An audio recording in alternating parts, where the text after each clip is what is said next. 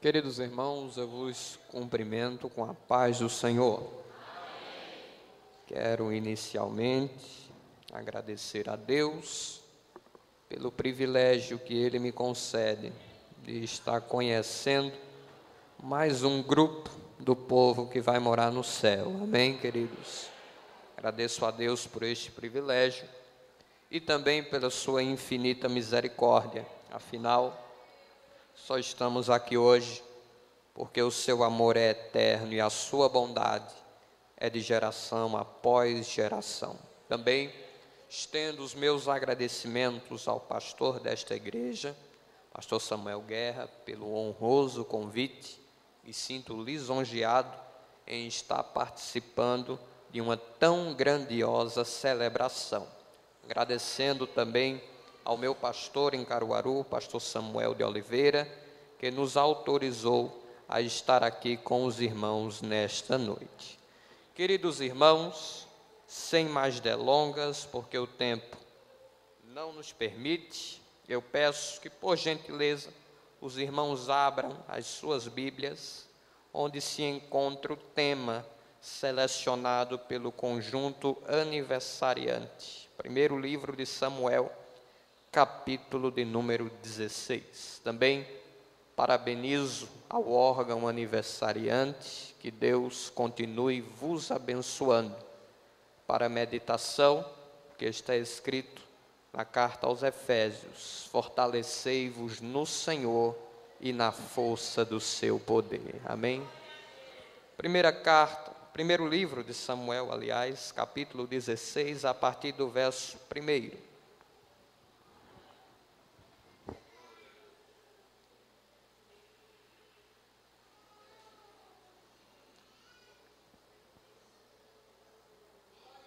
Os irmãos encontraram, podem dizer amém? Amém. Diz a palavra do Senhor. Então disse o Senhor a Samuel: até quando terás dó de Saul, havendo eu rejeitado para que não reine sobre Israel? Enche o teu vaso de azeite e vem, enviar-te-ei a Jessé o belemita, porque dentre os seus filhos me tenho provido de um rei. Porém disse Samuel: como irei eu? Pois sabendo Saul me matará. Então disse o Senhor: toma uma bezerra das vacas em tuas mãos e dize: vim para sacrificar ao Senhor. E convidarás Jessé ao sacrifício, e eu te farei saber o que hás de fazer, e ungir-me-ás a quem eu te disser. Fez, pois, Samuel o que dissera o Senhor, e veio a Belém.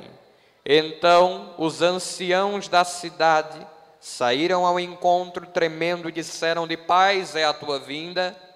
E disse ele: é de paz. Vim sacrificar ao Senhor. Santificai-vos e vinde comigo ao sacrifício. E santificou ele a Jessé e os seus filhos, e os convidou ao sacrifício. E sucedeu que, entrando eles, viu a Eliabe, e disse: certamente está perante o Senhor o seu ungido. Porém o Senhor disse a Samuel: não atentes para a sua aparência, nem para a altura da sua estatura, porque eu o tenho rejeitado. Porque o Senhor não vê como vê o homem, pois o homem vê o que está diante dos seus olhos, mas eu, o Senhor, olho para o coração. Então chamou Jessé a Abinadab e o fez passar diante de Samuel, o qual disse: nem a este tem escolhido o Senhor. Então Jessé fez passar a Samá, porém disse: tampouco a este tem escolhido o Senhor. Assim fez passar Jessé os seus 7 filhos diante de Samuel. Porém Samuel disse a Jessé: o Senhor não tem escolhido nenhum destes. Disse mais Samuel a Jessé: acabaram-se os jovens? E Jessé disse: ainda falta o menor. Quem diz amém? Queridos irmãos, conto com as vossas intercessões para que o Senhor venha a se apiedar da nossa pessoa e assim trazer a sua mensagem, o que Ele já tem planejado em seu coração. O capítulo 16 do primeiro livro de Samuel tem o mérito de registrar a ascensão do homem que recebeu o mistério divino de fazer com que um povo de origem, de índole nômade, peregrina e indisciplinado, viesse a se transformar em uma nação organizada e reconhecida política, militar e diplomaticamente entre todos os demais povos do mundo antigo. Mas o legado mais significativo da vida, da ascensão deste homem, foi o de ter inaugurado uma verdadeira genealogia da esperança em Israel.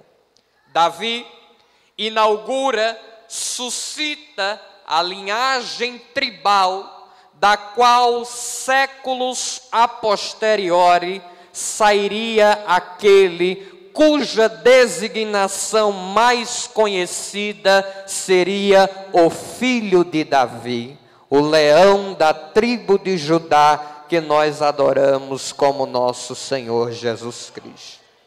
Todavia, faz-se necessário, antes de falarmos propriamente acerca de Davi, tecermos algumas considerações acerca do cenário circunstancial que o revelou. Desde o Êxodo, o povo de Israel ainda não tinha vivido a experiência de estar submetido a um governo institucional. A legitimidade do poder e da liderança de Moisés era conferida diretamente por Deus. E o próprio Deus, pessoalmente, se encarregava de desmontar todas as conspirações políticas tramadas contra o seu escolhido.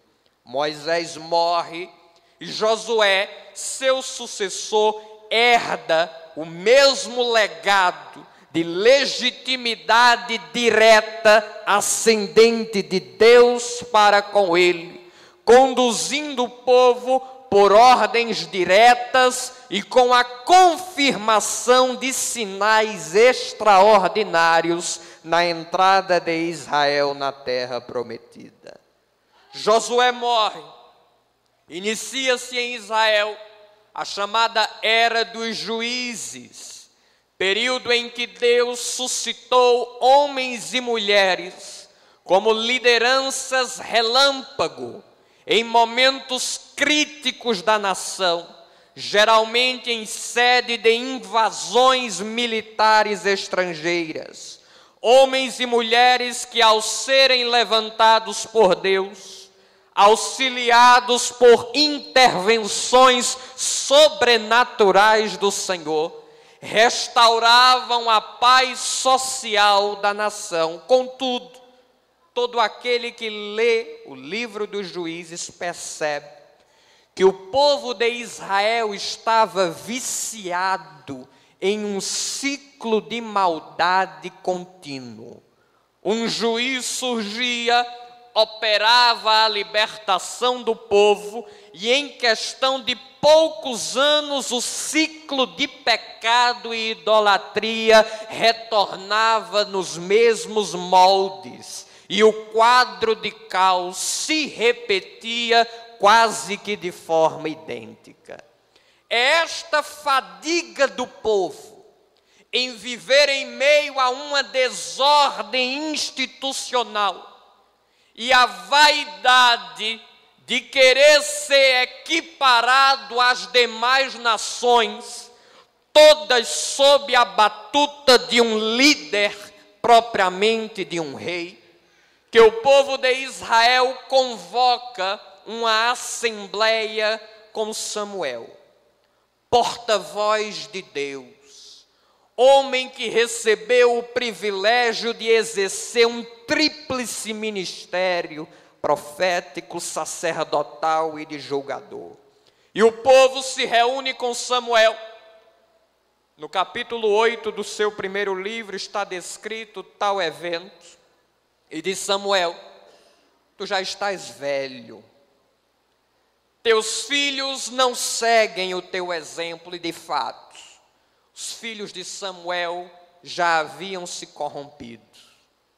Agora, para que nós sejamos colocados em um plano de igualdade com todos os demais povos, nós queremos um rei que lidere sobre nós. Samuel sabia que aquele não era o ideal de Deus para Israel. Sempre a postura de Deus para com a sua nação era de que eu serei o seu Deus e eles serão o meu povo. Deus não demandava intermediários, Deus não demandava burocracias administrativas de homens, não. Deus tratava diretamente com o seu povo. Mas Samuel consulta, ora ao Senhor.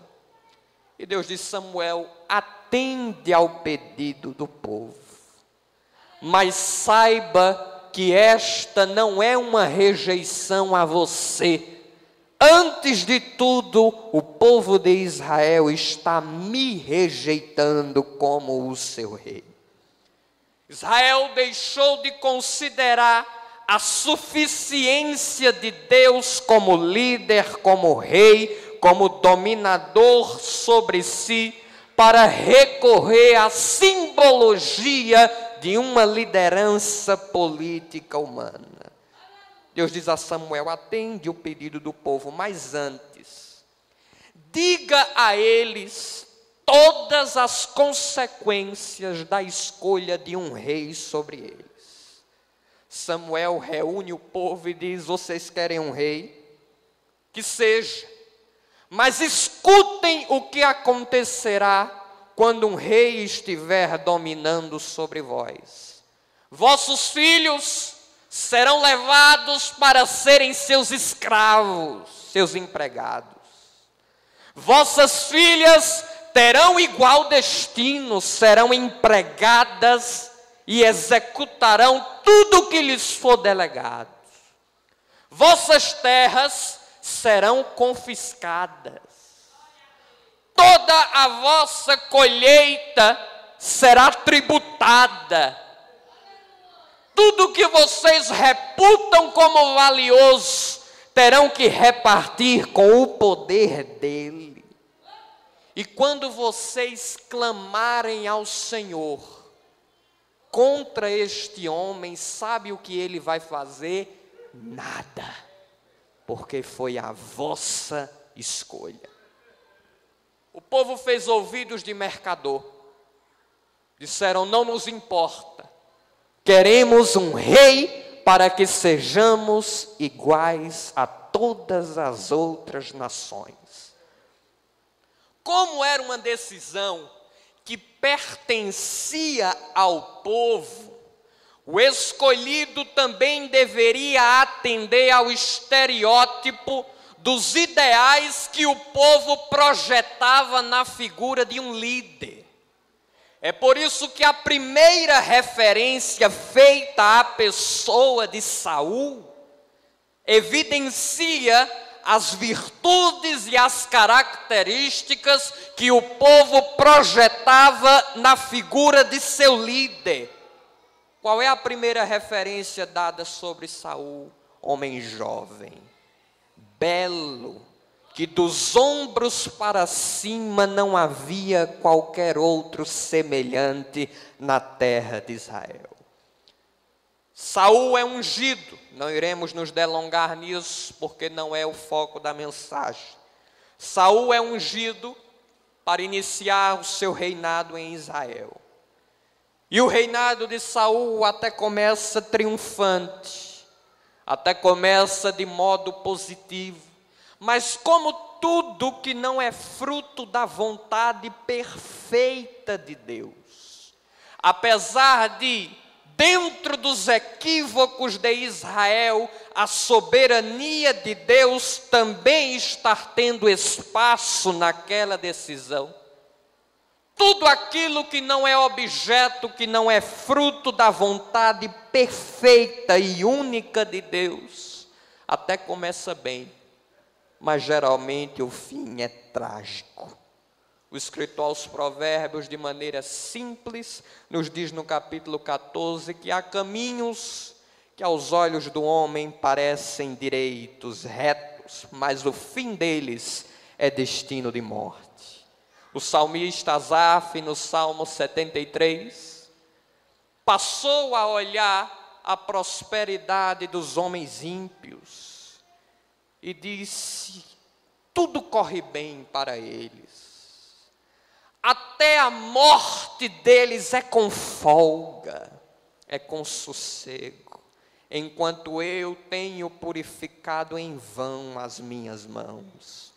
Mas Asaf diz: quando eu entrei no templo, o Senhor me mostrou o fim deles, e eis que eu os vi com os pés em lugares escorregadios, pois a sua vida desaparece como o pesadelo da noite. O reinado de Saul começa positivamente, mas ao longo do seu mandato, Saul delira, surta com a dimensão do poder que estava em suas mãos e transgride frontalmente as ordens de Deus, basicamente em 2 episódios. O primeiro, registrado no capítulo 13, Saul se furta a aguardar a vinda de Samuel a Gilgal para oferecer sacrifícios ao Senhor, e usurpa o ofício que era restrito apenas à figura do sacerdote, e ele próprio oferece sacrifícios a Deus, temendo que o povo de Israel passasse a não respeitar mais a sua liderança.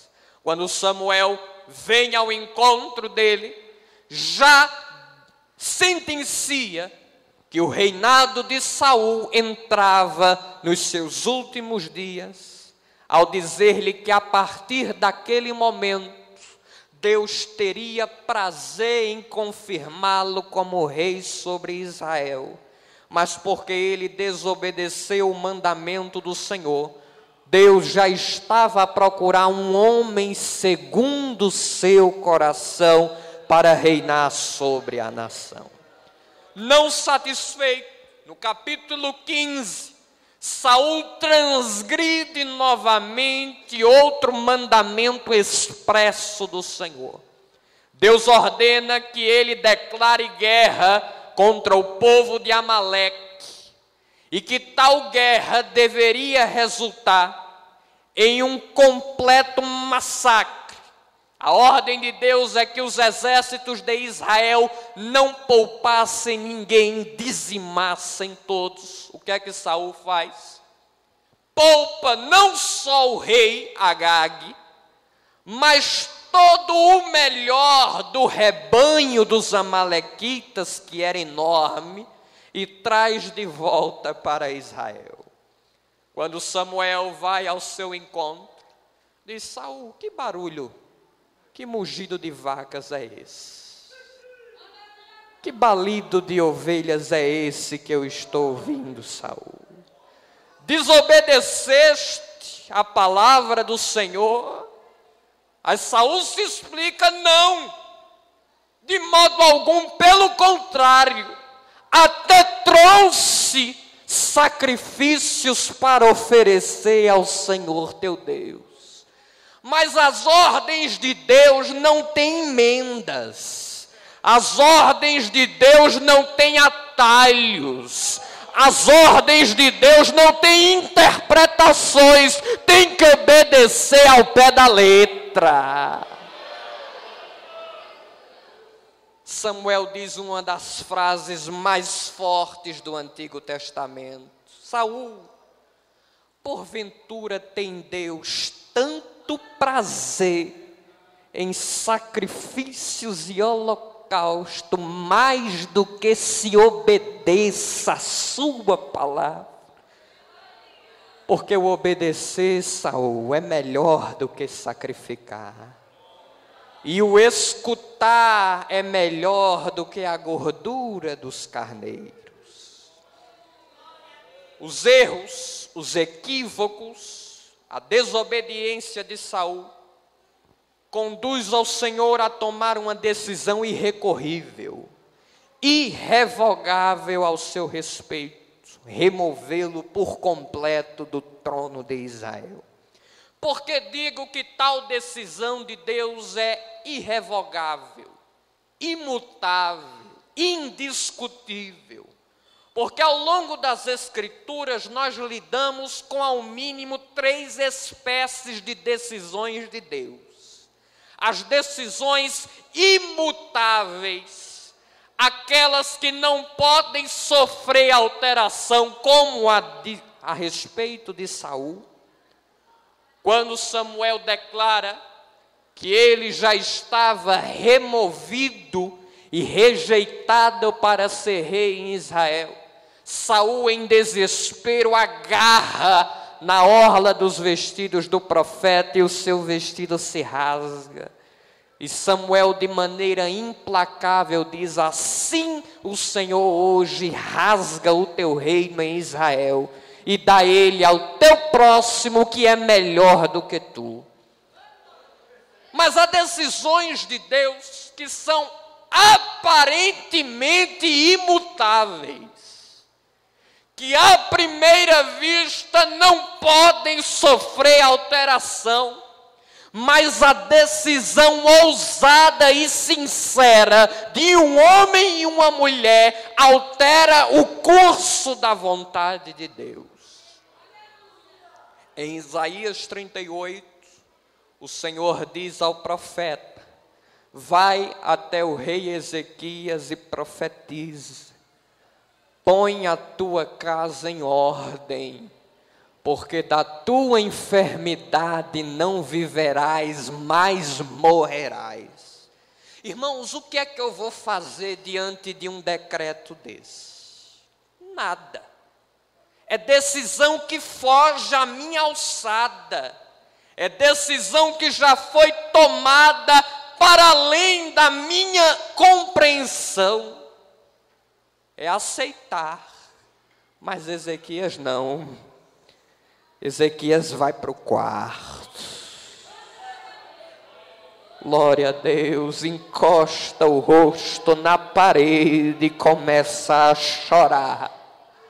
Faz uma das orações mais curtas da Bíblia, mas oração de um homem que sabia a vida que levava diante de Deus. Diz: Senhor, lembra-te de quem eu fui na tua presença. Lembra-te de que meu coração foi reto e de que andei com justiça diante de ti. Antes de Isaías cruzar as portas do palácio, Deus diz: volta.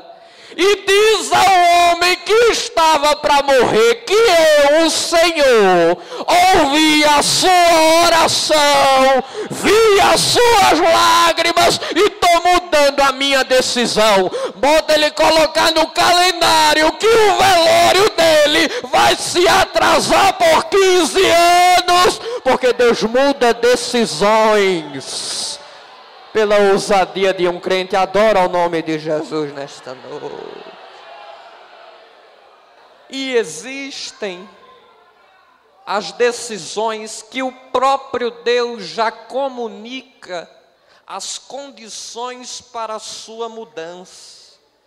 Quando Salomão inaugura o templo no segundo livro das Crônicas, capítulo 7, o Senhor diz: Salomão em uma visão à noite: se eu fechar os céus e não tiver chuva sobre a terra, se eu enviar os gafanhotos para devorarem tudo, mas se o meu povo, que se chama pelo meu nome, se humilhar e orar e buscar a minha face e se converter dos seus maus caminhos, então eu ouvirei dos céus, perdoarei os seus pecados e sararei a sua terra. Bendito seja o nome de Jesus. Bendito seja o nome de Jesus.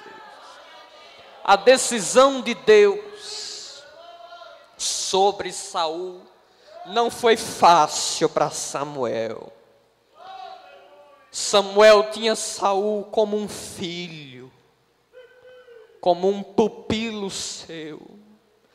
Samuel viu Saul ser gestado como líder, como rei, e agora acompanhava o seu fracasso. Samuel agonizou com aquilo, porque este é o verdadeiro ofício de um profeta de Deus. Ser profeta não é ser reconhecido pela multidão. Ser profeta não é receber honrarias do povo, não. Ser profeta é chorar as dores que não são suas. É sofrer as angústias que não são suas. É agonizar com os fracassos que não são seus. E a dor de Samuel era em tal expressão que ele relutava em pensar na hipótese de uma sucessão no trono, a ponto de o Senhor precisar repreendê-lo e dizer: Samuel, até quando tu terás dó de Saul? Samuel, Saul é passado. Saul acabou. Agora pega o teu vaso de azeite e vem, porque eu te enviarei a Jessé o belemita, porque dentre os seus filhos está o novo rei de Israel. A unção descrita no capítulo 16, é importante que se diga, não credenciou Davi automaticamente ao trono de Israel, não.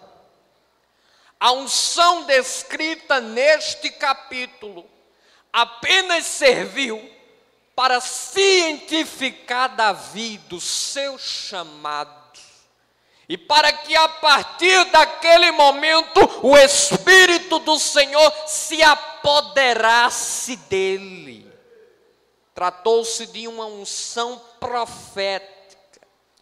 13 anos depois, aproximadamente, é que Davi recebeu a sua primeira unção perante o povo, a sua primeira unção pública.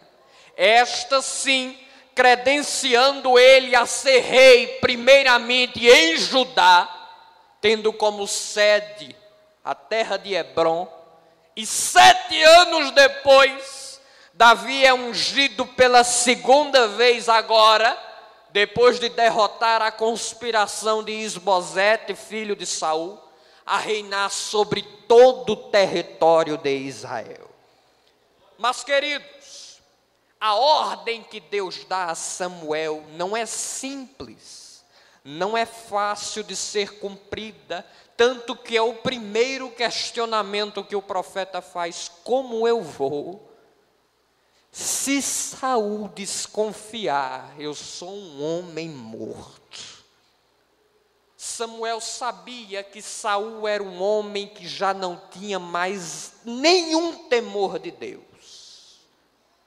E que Saul desconfiar, que qualquer pessoa, mesmo sacerdote do povo, estava conspirando contra o seu reinado, seria morto sem piedade e sem hesitação.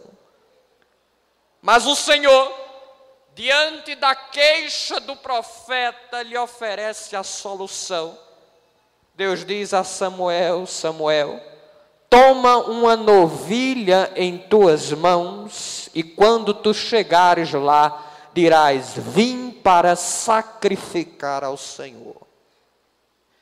A decisão, a solução de Deus era razoável por duas razões. Primeiro, um sacerdote oferecer um sacrifício em uma localidade desmancharia as suspeitas do rei de que, na verdade, aquilo se tratava do evento da unção de seu sucessor. Mas, acima de tudo, Deus sabia que enquanto o sacerdote oferece sacrifícios a Deus, ele é intocável. Enquanto o sacerdote está oferecendo sacrifícios a Deus, ele está protegido. Ninguém toca, ninguém interrompe o seu ofício. Enquanto tu estás debaixo do sacrifício, o inimigo não te toca. Enquanto tu estás debaixo do sacrifício, a proteção para a tua vida e para a tua casa.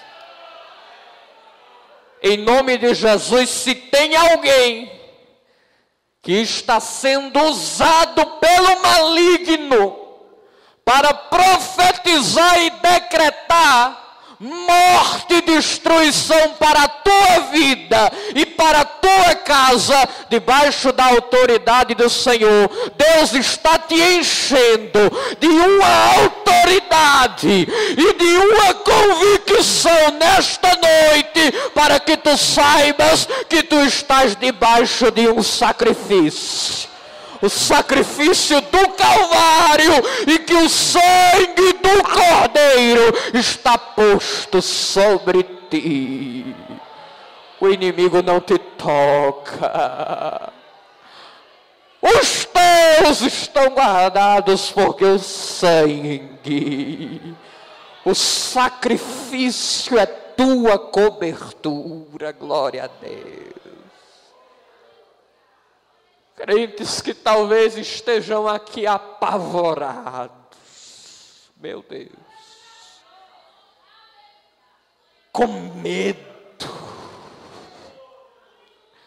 pelas palavras do homem, pelas ameaças do homem.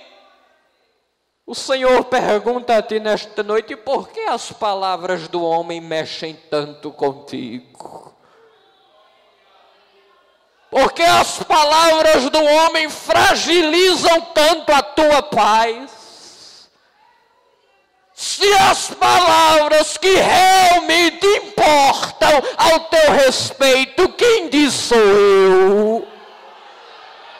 Se as decisões que de fato valem ao teu respeito não são tomadas nesta terra, mas são tomadas do meu trono.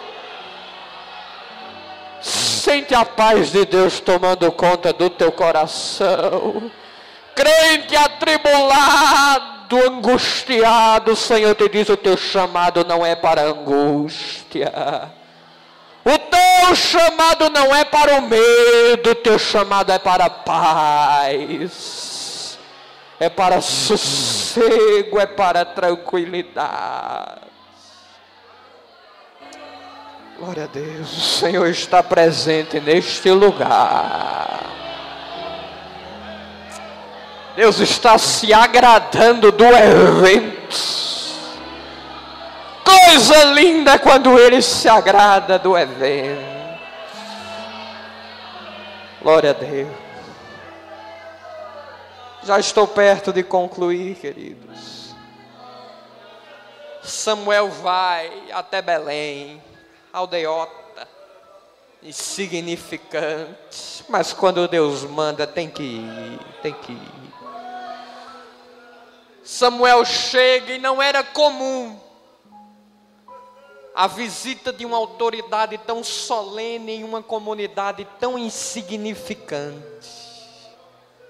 Quando um sacerdote do quilate de Samuel comparece a uma aldeia, só há uma explicação: este homem veio nos amaldiçoar. É por isso que a primeira questão oferecida pelos anciãos é de paz a tua vinda? Samuel diz: é de paz, vim sacrificar ao Senhor. Glória a Deus. O sacrifício se processa dentro do ritual previsto na lei de Moisés. Munido da ordem anterior do Senhor, que diz: convide quem você quiser, mas não deixe de fora Jessé e os seus filhos. Samuel oferece o convite. Mas o que mais impressiona, glória a Deus, é que apesar do convite ter sido endereçado a Jessé e a todos os seus filhos, afinal era uma solenidade que contava com a presença da mais alta autoridade do povo de Israel, Davi foi preterido do convite. Davi não estava entre os participantes da cerimônia. Jessé julgou mais importante que seu filho mais novo permanecesse cuidando no campo das ovelhas. Afinal, quem é Davi no meio de nós? A Escritura já deixa claro que Davi era tratado com desprezo e com indiferença dentro da sua própria casa. Jesus endossa esta realidade no Evangelho, da família como o primeiro ambiente hostil ao florescimento da chamada e da vocação de alguém. Em Mateus capítulo 10, verso 36, Jesus profetiza dizendo: os inimigos do homem serão os da sua própria família. Nunca Jesus esteve tão perto da morte antes do Calvário, quando fez a visita à sua terra natal em Nazaré. Em Lucas 4, quando Jesus diz: nenhum profeta é bem recebido na sua pátria, e quase que o povo o lança do despenhadeiro. Eu tenho uma palavra para você, jovem. Tu que enfrentas desprezo na tua casa, tu que enfrentas indiferença na tua própria família, Deus te diz: permanece no teu lugar, porque os olhos do rei já estão postos sobre ti. Davi poderia ter se antecipado à visita de Samuel. Eu não acredito que Davi estava ignorante quanto àquela visita, não. Davi poderia ter se antecipado, poderia ter deixado a tutela das ovelhas com um escravo, e de algum modo comparecer e se fazer em oculto naquela festa.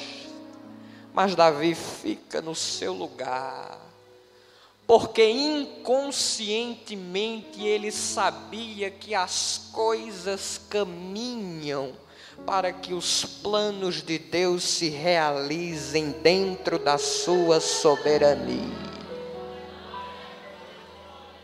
As coisas de Deus vêm até nós. Inconscientemente as nossas decisões e até as decisões que são tomadas contra nós caminham para se alinharem a um propósito que já está decidido desde a eternidade. não sei por quais situações tu estás atravessando. Situações que você não enxerga propósito.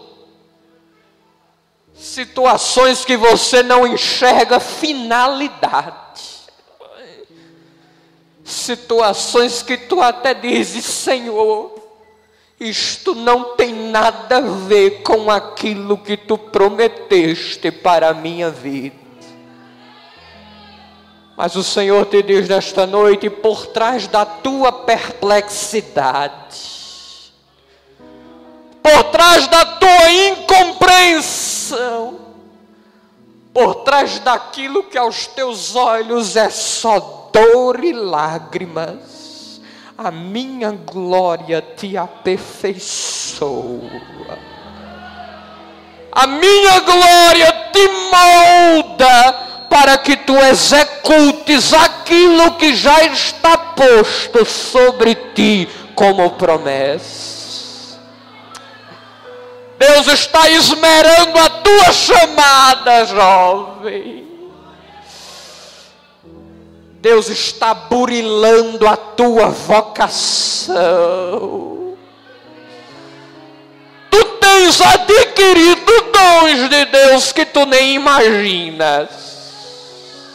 Deste vale que tu estás, que tu dissestes a Deus: não sei porquê, não sei com que propósito, mas o Senhor diz: só chega lá se passar por aqui primeiro. É no campo das ovelhas, é no desprezo, é no esquecimento, é no anonimato que Ele forma o nosso caráter. Enquanto muitos se preocupam em estar em evidência, tu estás lá rasgando a boca do leão e do urso para salvar a ovelha do teu pastor. Pois o Senhor te diz nesta noite: os meus olhos já te encontraram no anonimato. Levanta a tua mão e adora. Os filhos de Saul são postos diante do profeta. E o primeiro é Eliabe. É tão forte o vínculo que Samuel tinha com Saul, que ele queria um novo rei igual a Saul. O critério era o mesmo. Quando Eliabe aparece alto, forte, belo, Samuel diz: acabou, pode mandar parar, o rei está aqui na minha frente. Mas as decisões do homem têm um critério. As escolhas de Deus é outro parâmetro.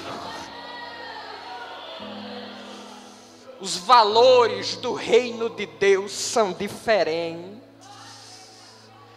A lógica de importância de Jesus é inversa. Os discípulos se inquietavam dizendo com Jesus: mestre, queremos uma cadeira ao teu lado direito e outra ao teu lado esquerdo. Jesus: vocês não sabem o que estão pedindo. Entre vós não é igual ao que acontece no mundo. No mundo, os príncipes dominam sobre os gentios, mas entre vós é diferente. Porque no meu reino, aquele que quer ser grande tem que ser o menor. Aquele que quiser ser grande, seja primeiro servo. Porque eu não vim para ser servido, mas para servir e dar a minha vida pelos homens. O Senhor diz a Samuel: Samuel, Não olhes para a aparência, glória a Deus, porque eu, o Senhor, escolho diferente do que o homem escolhe. O homem olha para a capa, o homem olha para as habilidades externas, mas eu olho para dentro, eu vejo o coração. Quando João Batista envia os discípulos até Jesus para perguntar: és tu mesmo o Messias? Ou devemos aguardar outro? Jesus diz: volta e diz a João que os cegos enxergam, os coxos andam, os mudos falam e os endemoniados são libertos. Quando eles vão embora, Jesus chama o povo e diz: o que vocês foram procurar em João Batista, no deserto? Uma cana agitada ao vento, algo belo, vistoso. Um homem de vestes finas. Este tipo de homem não está no deserto, está no palácio. Mas se vocês foram procurar um profeta, acharam.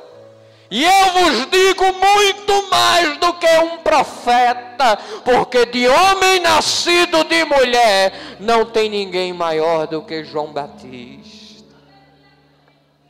Por que tu te angustias tanto em atender aos perfis do homem?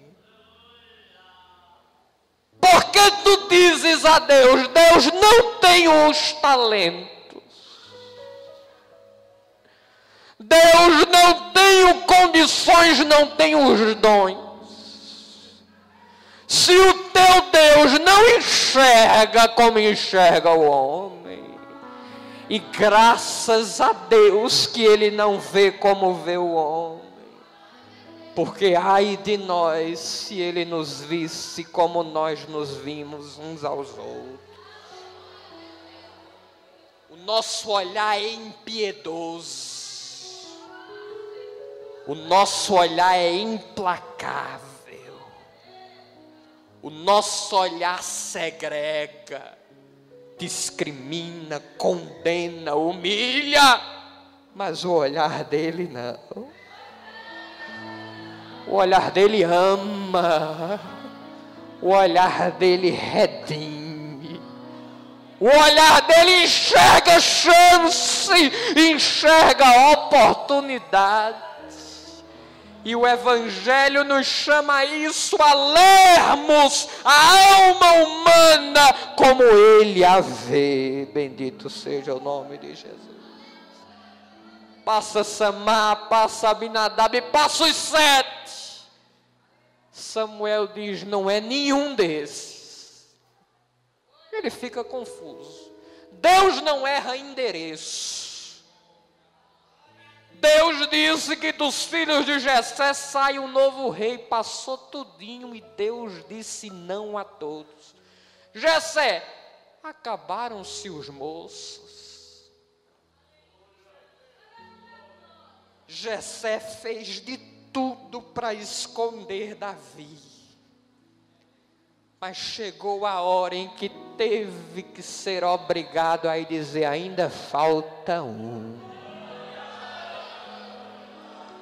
O homem já tentou fechar a lista, mas o Senhor diz nesta noite: quem coloca o ponto final sou eu, e o teu nome ainda entrará, porque fui eu quem te escolhi.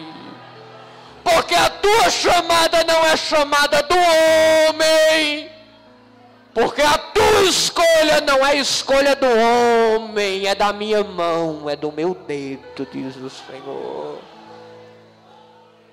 Aqueles que procuraram te manter no anonimato, sufocar a tua chamada. Não sei por que estou dizendo isso, mas Deus está mandando. Deus vai fazer porta-vozes da tua vitória. E vão ter que dizer o teu nome. E reconhecer que a tua chamada vem de cima, vem de cima, vem de cima. Levanta a tua mão e adora o nome de Jesus.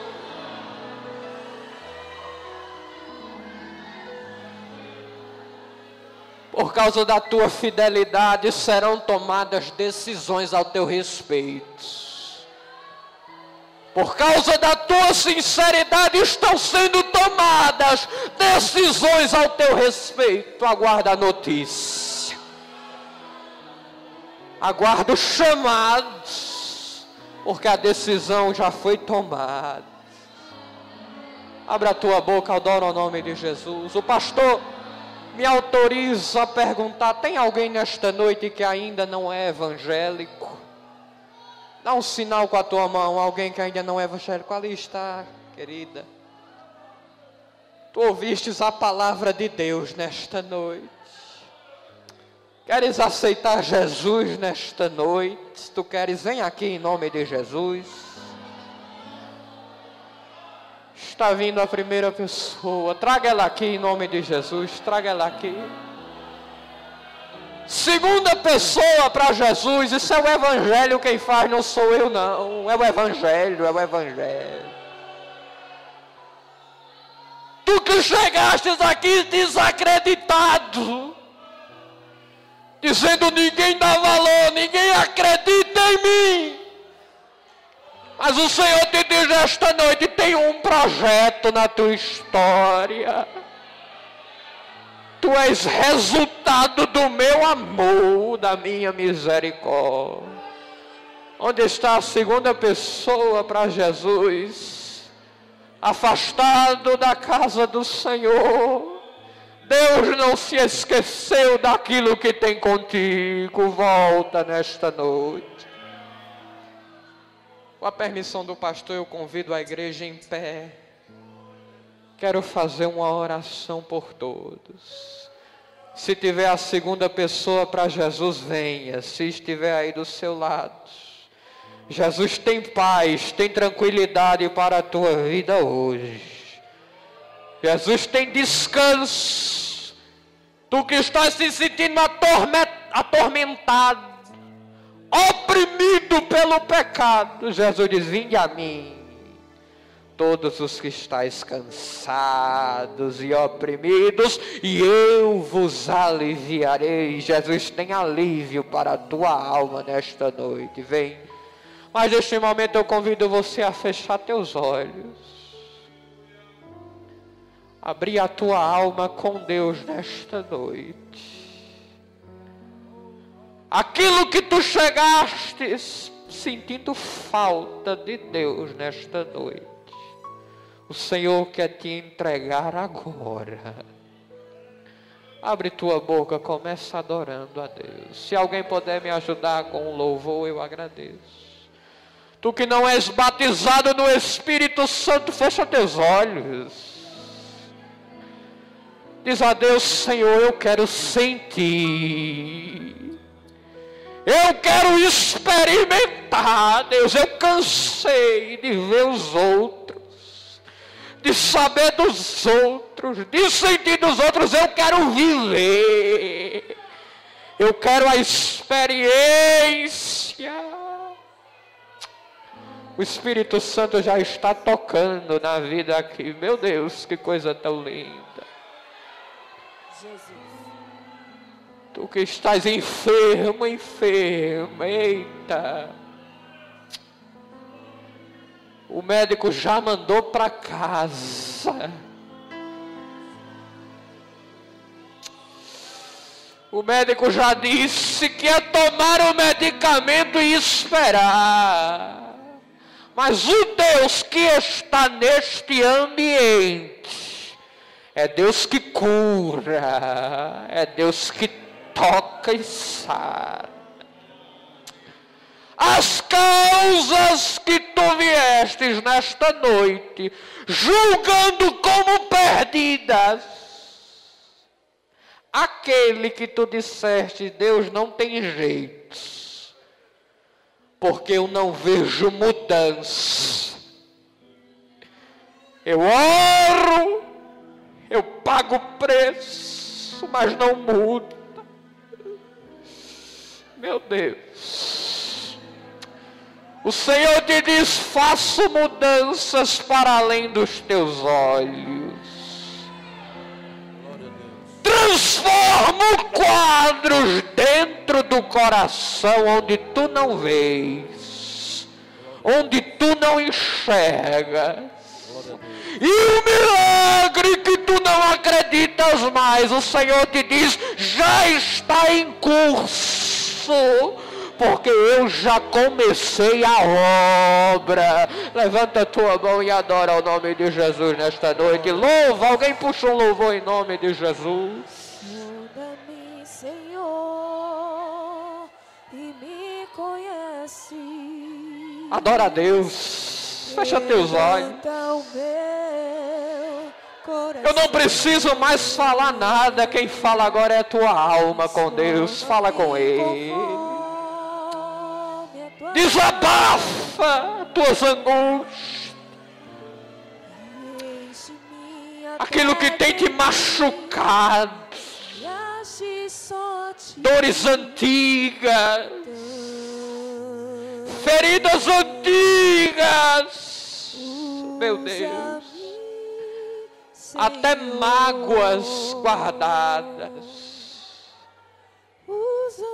O Senhor visita almas nesta noite com curas espirituais. Pessoas que estão sendo oprimidas hoje. O Espírito Santo está entrando dentro da alma, quebrando a cadeia e dizendo: o teu chamado é para a liberdade. O teu chamado é para sossego. Descansa a tua alma, jovem. Tu que tens perguntado a Deus: e meu futuro, Deus? Está tudo tão escuro. Está tudo tão confuso. Eu só vejo uma interrogação enorme. Tudo dá errado. Meu Deus. Eu digo: descanse. Está na minha mão. Está no meu controle. Os meus pensamentos são maiores. Eu sei o que eu penso ao teu respeito. E é pensamento de bem e não de mal.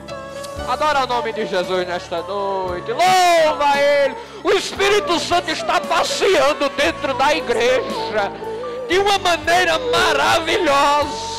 Sente a presença dEle. Sente Ele te tomando por dentro, dizendo: tu és meu, tu és minha. Ei, jovem, Ele te entende. Compreende tuas fraquezas, tuas limitações. Mas Ele te diz: eu te amo. Eu entendo a tua alma. Meu Deus, que coisa tão linda. Que coisa tão maravilhosa. Pai querido, preguei tua palavra nesta noite. Espírito Santo, teu povo está elevando um clamor à tua face agora. Ó Deus Todo-Poderoso, inclina a tua face para esta casa e cobre este ambiente com a tua presença, com a tua glória, ó Deus. O crente, meu Deus, que estiver neste lugar amargurado, sem fé, sem esperança, toma ele pela mão agora, meu Deus. Levanta, porque ainda tem estrada, ainda tem caminho para ser trilhado. Pede a unção de Deus sobre a tua vida, a unção de Deus. está sendo derramada uma unção nova sobre a tua vida hoje. Tu crês? Tu crês que o teu ministério hoje vai passar a viver uma nova era? Um novo momento? Porque Deus marcou encontro contigo hoje. Marcou encontro. Adora o nome de Jesus nesta noite. Deus abençoe.